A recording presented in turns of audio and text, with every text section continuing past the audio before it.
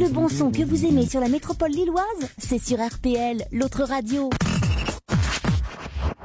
Et c'est parti pour l'interview de la semaine. Et cette semaine, nous recevons Elisabeth Buffet, l'humoriste, à l'occasion de sa venue au Théâtre Sébastopol le 20 mars prochain pour son nouveau spectacle. Bonjour Elisabeth Buffet. Bonjour à toute la petite bande. Bonjour, bonjour. Tout le monde peut dire bonjour. Des mots un peu graveleux. Donc vous êtes avec nous aujourd'hui pour votre spectacle, donc qui s'appelle Nouveau Spectacle, au Théâtre Sébastopol le 20 mars prochain. Parlez-nous un petit peu de ce spectacle, de quoi ça parle? Eh bien écoutez, ça parle, c'est un petit peu le deuxième volet en fait du précédent spectacle. Qui s'appelait Seul dans ma culotte. Le même personnage, voilà, célibataire, festif, qui cherche l'amour, mais enfin bon, qui s'y prend comme un manche, etc. Sauf qu'évidemment, elle a vieilli, la pauvrette. Elle s'est pris quand même 10 ans dans la fiole, donc forcément, ça crée des vrais décalages entre ses comportements de jeune fille et puis voilà, son physique de, comment dirais-je, de momie presque, bientôt. Mais votre premier spectacle, c'était donc Seul dans ma culotte, c'est ça? Seul dans sa culotte, ouais. Dans sa culotte, oui. Est-ce que c'est... Moi, je vais vous avouer, j'ai jamais vu un de vos spectacles. J'ai vu un de vos sketchs qui s'appelle Les toilettes à la turque. Est-ce que c'est des sketchs? Est-ce que c'est une histoire? Qu'est-ce que ça raconte, en fait, votre spectacle? Là, c'est vrai que c'est plus... c'est plus proche de moi que le précédent spectacle.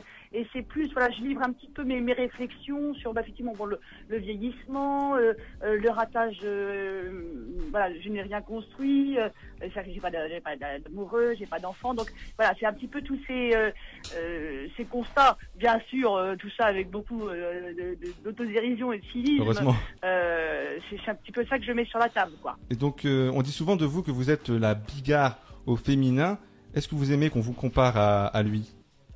Je pense que la comparaison a ses limites, surtout sur ce spectacle-là d'ailleurs, parce que oui, ce rapprochement était ça à cause du langage un peu cru. Oui. Voilà, je parle de cul. Bon, les dit couille. Bon, et alors, oui. Oh là là, c'est choquant. Les gens, un peu... hein, c'est choquant. Moi, je suis choqué personnellement.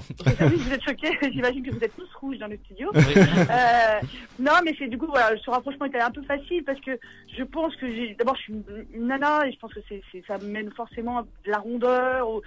Et puis surtout, je pratique beaucoup l'autodérision. Enfin, je suis quand même ma première cible. Donc, il n'y a pas de côté macho que Jean-Marie peut avoir de temps en temps. Et vous connaissez Jean-Marie Bigard? C'est une de vos inspirations ou pas? Ah, pas du tout. Ah, pas du tout. Et alors, c'est quoi vos inspirations? Moi, j'avoue, alors, si on fait un peu l'historique, c'est vrai que le premier choc que je me suis pris en pleine poire en allant voir une humoriste, c'était Muriel Robin. Où là, je me suis dit, voilà, enfin, une nana qui minaude. Parce qu'avant, les humoristes femmes, elles minaudaient, quoi. Il y avait quand même de la coquetterie, elles voulaient pas se mochiser, etc. Et là, Muriel qui arrive, le gros camionneur, machin, avec une énergie de fou. Et moi, j'avoue que ça m'avait vraiment, vraiment inspiré, oui. Et il y a que Muriel Robin ou il y a d'autres humoristes? Non, bien sûr, dans la foulée, après, il y a une espèce de filiation un petit peu... Popek. Comment? Popek. Les caleçons matelassés, forcément, vous me le tenez. Oui. Forcément, ça va inspirer un gros sketch. J'ai un truc sur les chaussettes rembourrées. Non, mais des gens comme Valérie Mercier, Florence Foresti, bien sûr, voilà. C'est plus cette veine-là, quand même, de libération du langage chez les femmes, quoi. Alors, première question qui pique, j'ai envie de poser déjà une première question qui pique. Est-ce qu'il y a des humoristes que vous n'aimez pas? Ah, évidemment. Qui? Des noms. Il faut des noms. C'est un peu délicat. Tu balancerais toi sur des collègues de radio? Ah oui, je peux. Oui. Non, je rigole. C'est vrai que c'est délicat. C'est vrai que c'est délicat. Mais moi, je sens que vous pouvez dénoncer un petit peu. C'est tellement. Allez, Tex. Allez. Tex, j'aime beaucoup comme bonhomme. Non, qui sait que j'aime pas? Il y en a plein que j'aime pas forcément. On devient de plus en plus difficile en plus quand on fait le métier et tout. Non, mais il y a plein de choses qui me touchent pas. Je sais pas, tout ce qui est un peu politique, par exemple, les revues de presse, voilà. Par exemple, Bernard Mabille. Ça les vête, mais c'est vrai que bon, après, moi, ça me. Je trouve qu'il faut bien connaître, du coup, pour bien. Pour en rire. Ouais. Entre Selig et les frères Taloche. Qui est-ce que vous préférez? Entre la peste et le choléra. Voilà, on y vient. Voilà. J'ai répondu. Ah, donc vous aimez pas Selig? Non, mais Selig, il est quand même hyper balèze sur scène, moi je trouve. Et tout le monde l'aime bien, Selig. C'est fou, hein? Et puis, il est adorable. Peut-être, on sait pas. Moi, je l'ai jamais rencontré. J'ai dit les frères Taloche sont sympas aussi, mais c'est vrai que c'est un humour un peu désuet pour moi. C'est belge. Hein. Ouais. Oui, moi j'adore leur sketch. J'ai encore encore rêvé d'elle. C'est vrai que c'est un super sketch.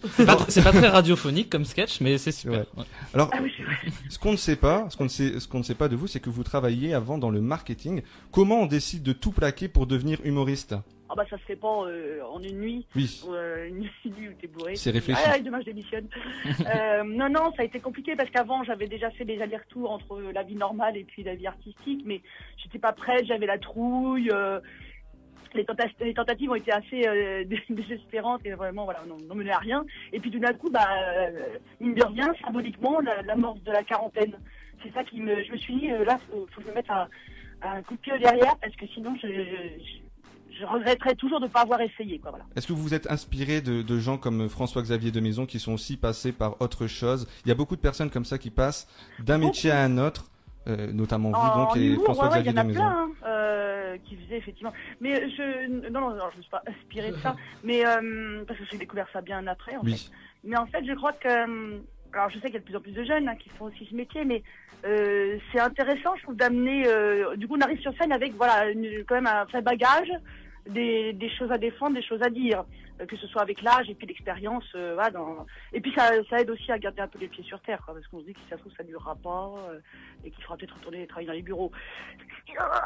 C'est très très mal au cul, mais bon. Et est-ce que ça vous aurait intéressé de participer à des concours de jeunes talents comme On ne demande qu'à en rire par exemple?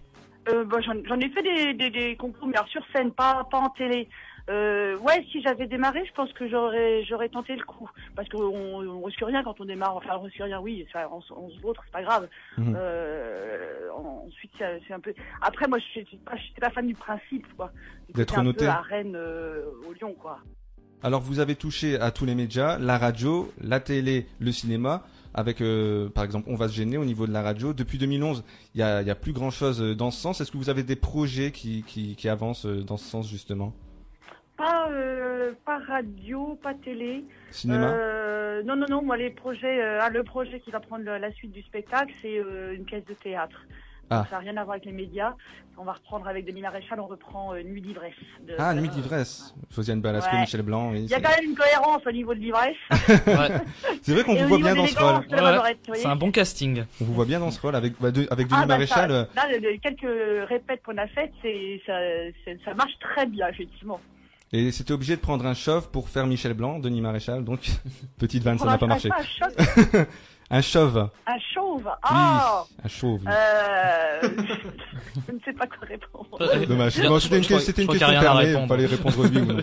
On va continuer cette interview donc avec les questions conceptuelles. Chacun de mes chroniqueurs va poser une question qui diffère des questions que je vous ai posées. Et on va commencer par Alexis qui va vous poser une question. Les mots à placer. Oui, dans cette rubrique, vous devrez donc placer des mots dans une promo pour votre spectacle.